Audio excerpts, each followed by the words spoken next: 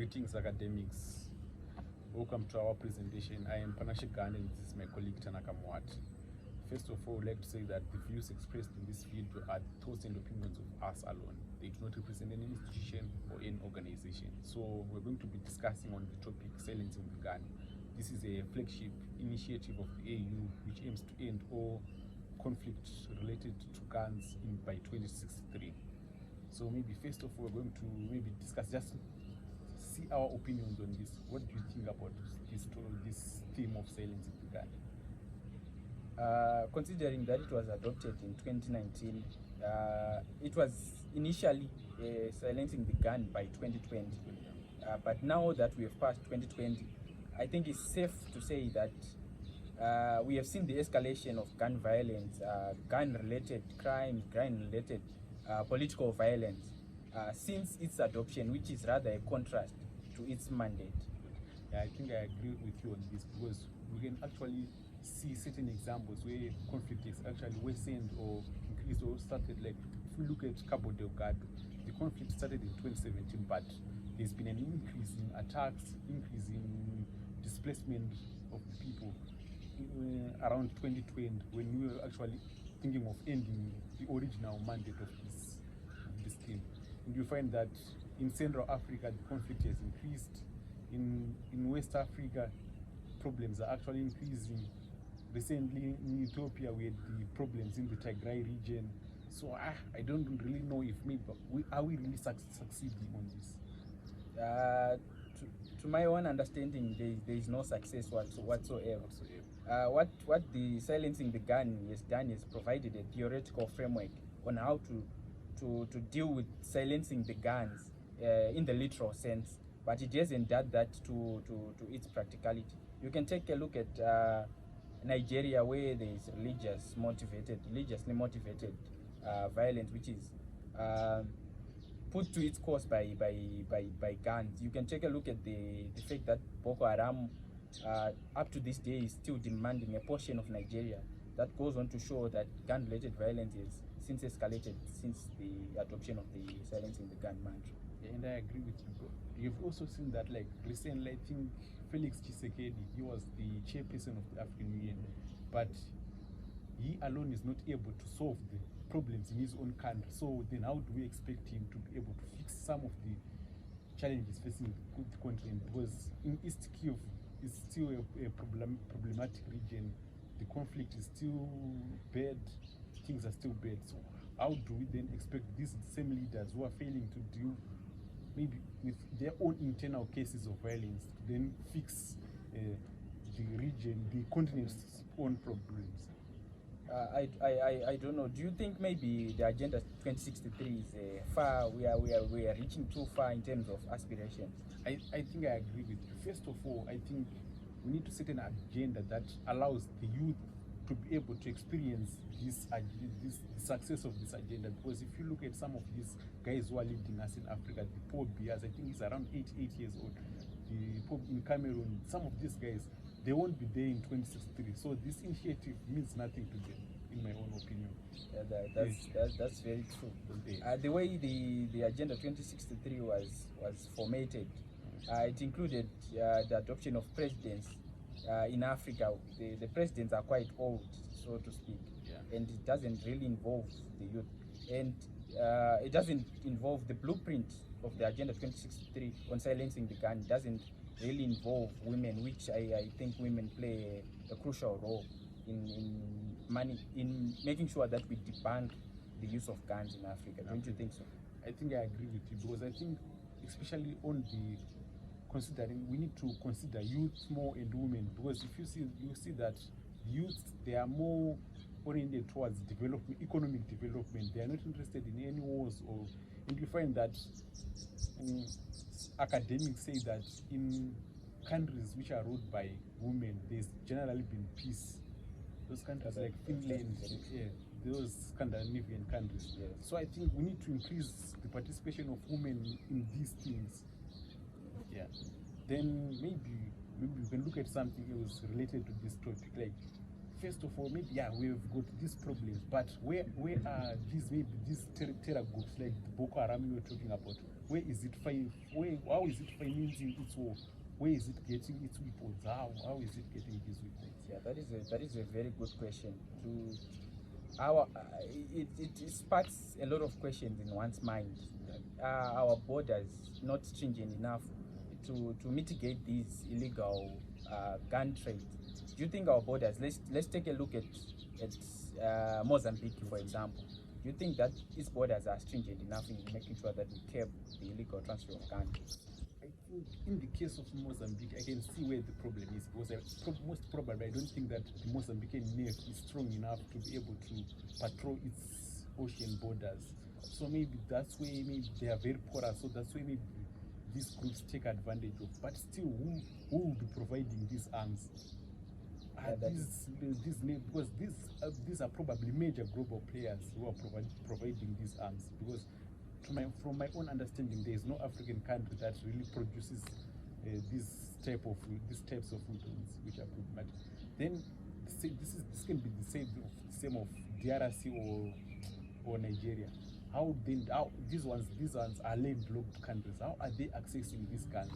Do you think maybe it's a case of neo-colonialism where Western governments operate incognito in these countries by making sure that there is things such as bribes to officials, to immigration officials, to border officials?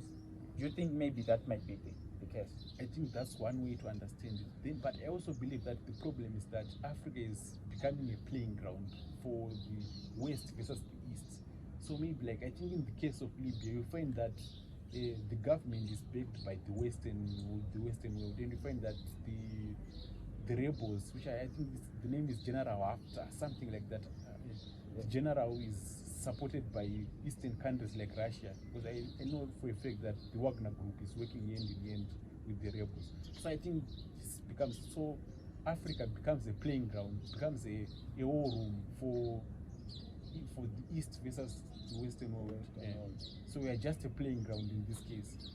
Do you think maybe we are ignoring the fact that besides the fact that there is illegal arms transfer into these countries, let's say the borders are stringent enough, don't you think that there is room for arms manufactured in that particular country that may be resulting in the perpetuation of these gun violence or terrorist activities? I think I agree with you on that, because I think in the case of that Boko Haram group, you find that originally it was mainly based in a certain part of Nigeria, but you find that when the army pushes it back, you find that you hear that it is now carrying out part of its activities in Cameroon. So maybe they are taking advantage of our open borders. So the arms which were originally in Nigeria, they'll find themselves in Cameroon, they'll find themselves in Mali.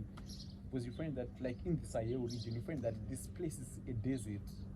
They call the Sahel, and you find that this desert is maybe 5 countries have a part of this desert. So maybe, I don't know, I don't really understand what's going on with this. Do you think maybe poverty is one of the things that these terrorist groups use to recruit some members who might be at least desperate to I definitely agree with that notion that poverty is the main problem. I think that is the main problem in Africa, because you find that in Cabo Delgado, you find that originally this group, it was not in any way affiliated with ISIS when it originally began, and you could see that these were youth which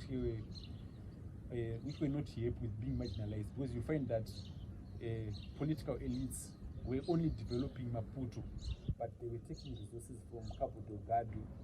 So you find that these youths, they were angry, they were not happy with this marginalization. But you find that later on, when these groups were now becoming to get bigger and bigger, that's when they announced that they are now affiliated, or they are now subgroups of ISIS. And once it becomes something like this, once the group has been internationalized, it becomes a very big problem. That's a big problem. Don't you think maybe as a recommendation, African countries must adopt institutional arrangements, or must adopt their own Africanized institutions so as to make them economically at par with other nations in terms of what is it called? The index per capita, the income index per capita, so that it becomes enough to cater for the citizens as a human being, as one, so that you will not be motivated to join one of these terrorist groups. I agree with that, because I think as long as our people are not hungry, I think Julius Malema is this thing of saying that the major problem in Africa is to do with hunger. And if you can fix that, I think we can end many of these crime-related violence, these fun issues. But I think we also need to consider that for us as Africans to have success in this, first of all, we need to fix the problems among ourselves Africans, because you find that the problem the problem in the Congo, you find that two neighbors, Rwanda and DRC, they are not getting along, because these are the two countries which are supposed to be finding a solution on the conflict in Kiev, but these two countries have not been able to find any solutions to this problem. So then how do we then expect Africans to succeed if we can't first of all just engage and understand each other and agree on certain issues? That is a very interesting. Then I also want us to look at something like, do you believe in the resource case?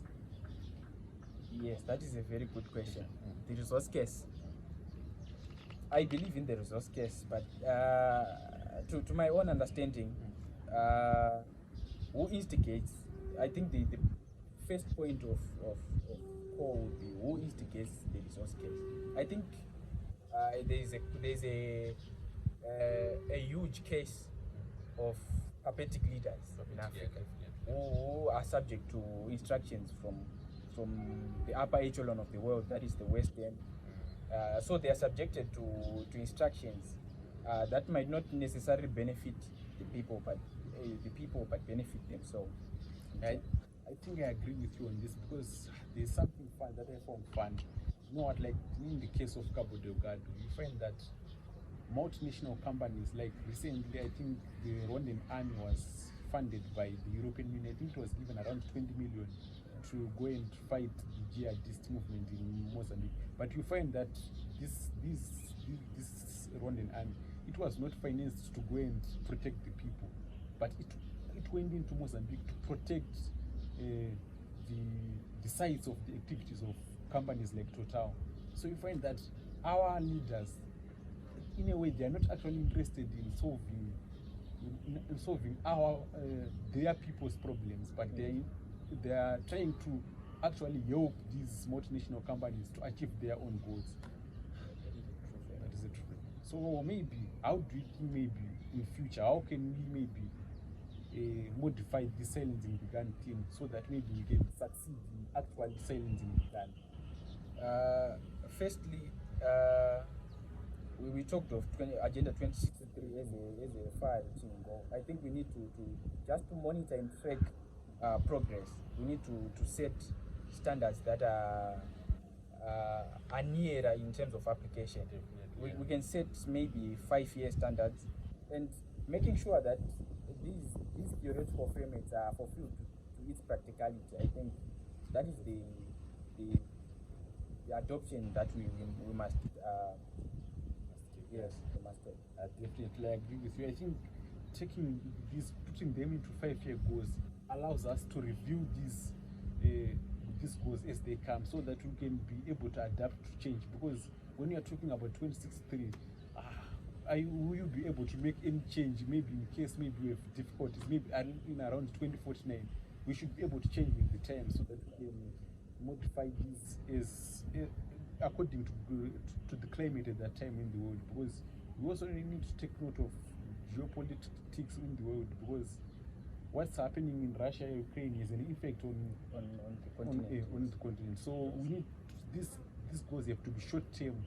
Yes. Yeah. And another aspect that might be enhanced, going in times with the technology, finding databases, establishing databases that contain who and where guns are used databases that have terrorist groups and how they operate, because every terrorist group, every group is a way of operations. I think establishing those databases and going hand in hand with things such as technology, things such as artificial intelligence, just to help and boost the push for silencing the gun. I agree with you, and I think we also need maybe to, first of all, these groups, when they start, they are just small groups, but you find that we allow them to grow. Yeah. So I think as Africans, if we improve our security systems, like we are saying, maybe if we include things like artificial intelligence, I think maybe we can be able to track and monitor these groups whilst they are still at their starting stage. And when they are still starting, it's actually more easier to deal with these groups when they are still starting than when they are now a big elephant. Yes. We can even adopt, there's such thing as drones nowadays. Yeah. Using technology such as drones and using even human intelligence to infiltrate those groups and gather information, gather intelligence, so as to know when next an atrocity is about to take place, so that you mitigate rather than adapt to the situation. I agree with you, because I think most of these groups, you find that they have got similar traits, and I actually find it funny that we haven't found any ways to do this, because you find that Boko Haram has a certain way of doing things. They kidnap girls, they kidnap girls. Then you find that maybe in Central Africa, you find that maybe they kidnap tourists and demand ransom money. So I think we should be able to monitor some of these traits and then find the solution to deal with this.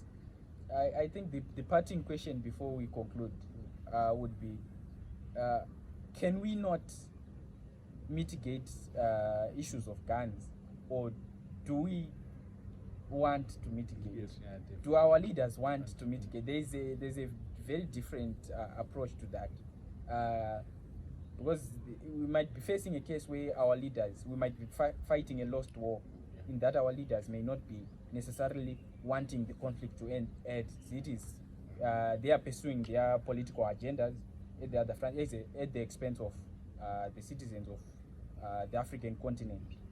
Yeah, I think, as you were saying that, I actually thought of something. Yes. Do you also think that maybe climate change, because I know that these days climate change, we need to include climate change in everything we talk about. Do you think that maybe climate change might also affect this goal of ending? Definitely, most definitely, because climate change is a phenomenon that is not passive. It's actually here to stay. The changing of the environment might actually impact how the soldiers on the ground, deployed on the ground to mitigate such atrocities, are able to operate. You see, tactics change because of climate change. The intelligence itself changes because of climate change.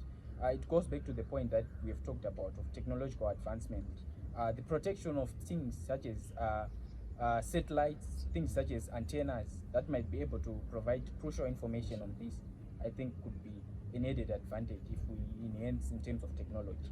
Yes. I think we can also use that to our advantage, because I think from my own understanding, these terror groups, I don't believe that they have this type of sophisticated systems that can monitor maybe things like climate change. Yes. Maybe we can actually use it to our benefit, maybe in terms of, I know that it will be a disaster anyway when climate change related things happen to, but I think we can use it to our advantage to actually end some of these terror groups. Yes, definitely, most definitely.